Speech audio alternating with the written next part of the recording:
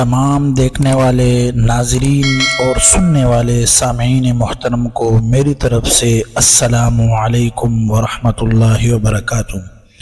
ہمیشہ کی طرح اس بار بھی فیض اللہ ریاض آپ کے لیے خوبصورت پیغام لے کر حاضر ہوا ہے۔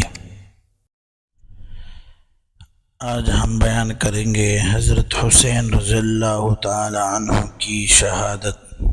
عالم کا ورق ورق انسان کے لیے عبرتوں کا مرقع ہے۔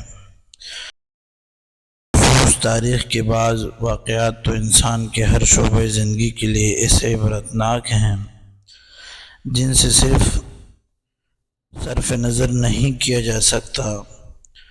انہی واقعات میں سے ایک واقعہ میدان کربلا میں حضرت حسین رضی اللہ عنہ کی مظلومانہ شہادت کا بھی ہے کہ جب سے اللہ تعالیٰ نے اس کائنات کو وجود بخشا ہے اس وقت سے لے کر آج تک اور شاید قیامت کی صبح تک کوئی ایسا واقعہ رونما نہ ہو، تاریخ کو بھی رونا آ گیا ہو، لیکن حسین رضی اللہ عنہ کی شہادت کا واقعہ ایسے دردناک اور اندوناک واقعہ ہے جس پر انسانوں کے سنگ دل تاریخ بھی ہچکچیاں لے کر روتی رہی۔ ایک طرف ظلم و ستم، بے وفائی اور بے اعتنائی اور محسن کشی اور نسل کشی کے ایسے المناک اور درد انگیز واقعات ہیں جن کا تصور کرنا بھی آج کل ہم جیسے لوگوں کے لیے ناممکن ہے۔ بہتر شروع سے ہی آپ اپنے آپ کو خلافت کا زیادہ حقدار سمجھتے تھے۔ حضرت معاویہ کی وفات کے بعد تخت خلافت جب خالی ہوا تو یزید نے فوراً اپنی خلافت کا اعلان کر دیا، کیونکہ وہ پہلے سے ہی ولی عہد مقرر ہو چکا تھا۔ اس لیے اس نے حسین رضی اللہ عنہ سے بھی اپنے ہاتھ پر بیعت کرنے کا مطالبہ کیا، لیکن حسین رضی اللہ عنہ نے کسی کی پرواہ کیے بغیر اس بات کا سرعام اعلان کر دیا کہ یزید خلافت کا اہل نہیں، اس لیے اسے خلیفۃ المسلمین نہیں بننا چاہیے تھا۔ یزید کو جب اس بات کا علم ہوا تو اس نے ولی مدینہ ولید بن عتبہ کو خط لکھا کہ وہ حسین رضی اللہ عنہ کو میری بیعت پر مجبور کرے اور ان کو اس معاملے میں مزید کسی قسم کی مہلت نہ دے۔ ولید کے پاس جب یہ خط پہنچا تو وہ فکر میں پڑ گیا کہ اس حکم کی تعمیل وہ کس طرح کرے۔ چنانچہ اس نے سابق ولی عہد ولی مدینہ مروان بن حکم کو مشورے کے لیے بلایا۔ اس نے کہا کہ اگر حسین رضی اللہ عنہ یزید کے ہاتھ پر بیعت کر لے تو ٹھیک، ورنہ ان کو یہیں قتل کر دیا جائے۔ مروان نے حسین رضی اللہ عنہ کے سامنے ولید سے کہا کہ ابھی حسین رضی اللہ عنہ تمہارے ہاتھ میں ہیں، اس لیے ان سے درگزر نہ کرو، اگر یہ تمہارے ہاتھ سے نکل گئے تو پھر تمہارے ہاتھ میں کبھی نہیں آئے گا۔ لیکن ولید نے حضرت حسین رضی اللہ عنہ کے لیے راستہ کھول دیا، وہ واپس چل پڑے۔ تو ولید نے کہا میں اللہ کی قسم کھا کر کہہ سکتا ہوں کہ حسین رضی اللہ عنہ کو قتل کرنے میں اور اس کو قتل کرنے سے اور شہید کرنے سے میں ڈرتا ہوں، کہیں ایسا نہ ہو کہ قیامت کے دن وہ اپنے خون کا مطالبہ مجھ سے کریں۔ انسانوں کے خون کا مطالبہ جس کے گردن پر ہوگا وہ قیامت کے دن نجات نہیں پا سکے گا۔ حسین رضی اللہ عنہ اپنے اہل و عیال کو لے کر مدینہ منورہ سے نکل کر مکہ مکرمہ کی طرف چل دیے اور وہیں جا کر پناہ لیے۔ یزید کو جب ولید کی عفو و درگزر کا علم ہوا تو اس نے انہیں مدینہ سے معزول کر دیا۔ کو جب اس بات کا علم ہوا کہ حسین رضی اللہ عنہ یزید کی بیعت سے انکار کر دیا تو وہ کچھ حضرات سلیمان بن سرد خزاعی کے مکان پر جمع ہوئے اور حسین رضی اللہ عنہ کو خط لکھا، ہم بھی یزید کے ہاتھ پر بیعت کرنے کے لیے تیار نہیں، آپ فوراً کوفہ تشریف لائیں، ہم سب آپ کے ہاتھ پر بیعت کریں گے۔ یزید کی طرف سے مقرر کیے ہوئے کوفہ کے امیر نعمان بن بشیر کو یہاں سے نکال دیں گے۔ اس کے 2 دن بعد ان لوگوں نے اسی مضمون کا ایک خط حضرت حسین کی طرف لکھا اور چند دوسرے خطوط بھی آپ کے پاس بھیجے۔ جن میں یزید کی شکایات اور ان کے خلاف اپنی نصرت و تعاون آپ کے ہاتھ پر بیعت کرنے کا یقین دلایا گیا تھا۔ علاوہ ازیں چند وفود بھی آپ کی خدمت میں بھیجے، جن سے متاثر ہو کر حسین رضی اللہ عنہ نے بڑی حکمت و دانشمندی سے یہ کام کیا کہ بجائے خود جانے کے چاچا زاد بھائی مسلم بن عقیل کو کوفہ روانہ کیا، بھیج دیا کہ میں اپنی جگہ اپنے چاچا زاد بھائی مسلم بن عقیل رضی اللہ عنہ کو بھیج رہا ہوں تاکہ یہ وہاں کے حالات کا جائزہ لیں، مجھے ان کی اطلاع کر دیں، اگر حالات درست ہوئے تو میں فوراً کوفہ پہنچ جاؤں گا۔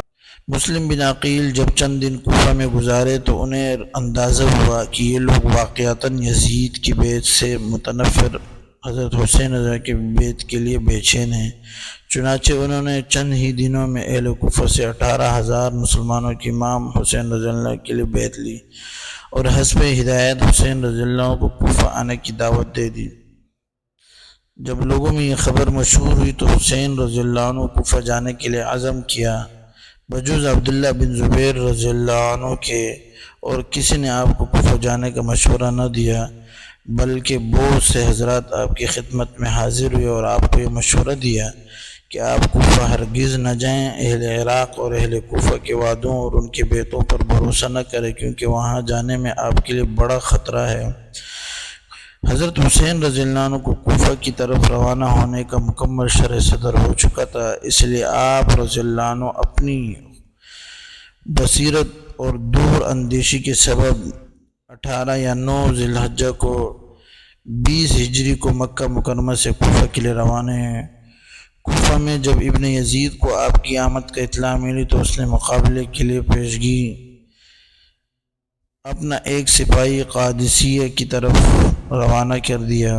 حسین رضی اللہ عنہ جب مقام زیالہ پر پہنچے تو آپ کو یہ المناک خبر پہنچی کہ آپ کے رضاعی اور چاچا زاد دونوں بھائیوں کو اہل کوفہ نے قتل کر دیا۔ اب آپ نے اپنے تمام ساتھیوں کو ایک جگہ جمع کر کے ان سے فرمایا، اہل کوفہ نے ہمیں دھوکہ دیا ہے اور ہمارے متبعین ہم سے پھر گئے ہیں۔ حسین رضی اللہ عنہ اور ان کے ساتھی ابھی راستے میں چل ہی رہے تھے کہ دوپہر کے وقت دور سے کچھ چیزیں حرکت کرتی نظر آئی۔ غور کرنے پر معلوم ہو کہ گھوڑ سوار ہیں۔ حسین رضی اللہ عنہ آپ رضی اللہ عنہ ساتھیوں نے ایک پہاڑی کے قریب پہنچ کر محاذ جنگ بنا لیا۔ ابھی یہ حضرات محاذ کی تیاری میں مصروف تھے کہ 1000 گھوڑ سوار کی فوج حر بن یزید کی قیادت میں مقابلے پر آ گئی اور ان سے مقابلے کے لیے آ کر پڑاؤ ڈال دیا۔ حر بن یزید کو سعین بن نمیر نے 1000 گھوڑ سوار کی فوج دے کر قادسیہ بھیجا تھا، اس لیے یہ اس لشکر آ کر حسین رضی اللہ کے مقابل ٹھہر گئے۔ حسین رضی اللہ نے حر بن یزید سے فرمایا، تمہارا کیا ارادہ ہے؟ حر نے کہا، ہمارا ارادہ یہ کہ ہم آپ کو ابن یزید کے پاس پہنچا دیں۔ حسین رضی اللہ نے فرمایا، میں تمہارے ساتھ ہرگز نہیں جا سکتا۔ حر نے کہا، اللہ کی قسم، پھر ہم کو بھی آپ کے یہاں تنہا نہ چھوڑیں گے۔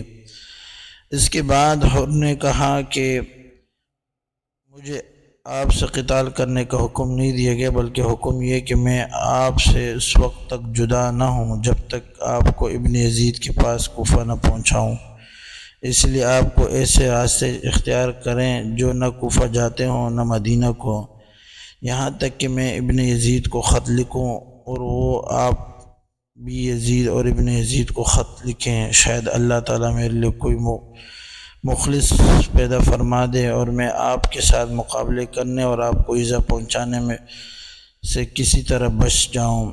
حسین رضی اللہ نے عزیب اور قادسیہ کے راستے سے بائیں جانب چلنا شروع کر دیا اور حر بن یزید بھی اپنے لشکر سمیت ان کے ساتھ چل رہا تھا۔ حسین رضی اللہ جب نصر بن مقاتل پہنچ گئے تو آپ پر ذرا سی غنودگی طاری ہو گئی، لیکن ان کی تھوڑی ہی دیر بعد آپ رضی اللہ عنہ انا للہ و انا الیہ راجعون کہتے ہوئے بیدار ہو گئے۔ آپ کے صاحبزادے علی اکبر نے جب یہ سنا تو دوڑے ہوئے آئے اور پوچھنے لگا، بھیا کیا بات ہے؟ حسین رضی اللہ عنہ نے فرمایا میں نے خواب میں دیکھا کہ کوئی گھڑ سوار میرے پاس آیا اور مجھ سے کہا کہ کچھ لوگ چل رہے ہیں اور ان کی موتیں بھی ان کے ساتھ چل رہی ہیں، اس سے میں سمجھا کہ ہماری موت ہی کی خبر آ گئی ہے۔ صاحبزادہ نے عرض کیا ابا جان کیا ہم حق پر نہیں ہیں؟ آپ نے فرمایا بلا شبہ ہم حق پر ہیں۔ صاحبزادے نے عرض کیا پھر ہمیں کیا ڈر ہے جبکہ ہم حق پر مر رہے ہیں؟ حسین رضی اللہ عنہ نے ان کو شاباش دی اور فرمایا واقعی تم نے اپنے باپ کا صحیح حق ادا کر دیا۔